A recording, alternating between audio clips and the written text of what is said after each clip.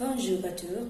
Aujourd'hui, je vais vous parler d'un élément fondamental de la grammaire française, le mode subjonctif.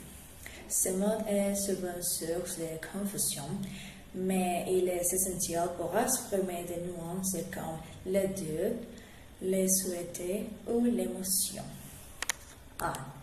Qu'on utilise dans le subjonctif.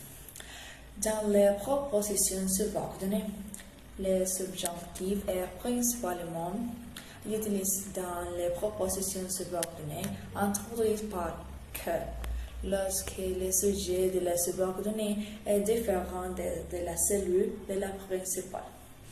On l'utilise après des verbes exprimant à volonté le désir ou la nécessité.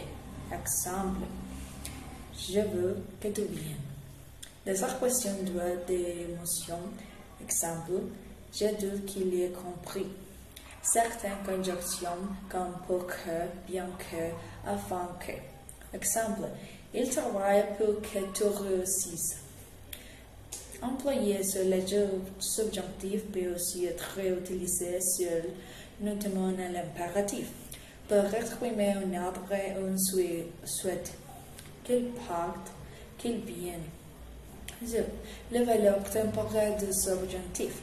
Le subjonctif exprime une action qui est simultanée ou postérieure à celle du verbe principal. Le subjonctif présent est utilisé même si le verbe principal est au passé. Exemple, je voulais qu'il vienne. Même si voulait est au passé, vienne reste au présent du subjonctif. 3. Remarque importante, le subjonctif est obligatoire dans une subordonnée introduite par que si les sujets sont différents. Exemple, je veux qu'il vienne. Sujet 1, je. Sujet 2, il. Conclusion. Le subjonctif est un mot qui permet d'exprimer l'incertitude, le souhait, l'émotion ou le jugement. Il est souvent introduit par que et utilisé lorsque le sujet change entre deux propositions. Bien qu'il puisse sembler difficile au début, ce maîtrise enrichit considérablement la fonction en français. Merci beaucoup et je m'appelle Angela Morin.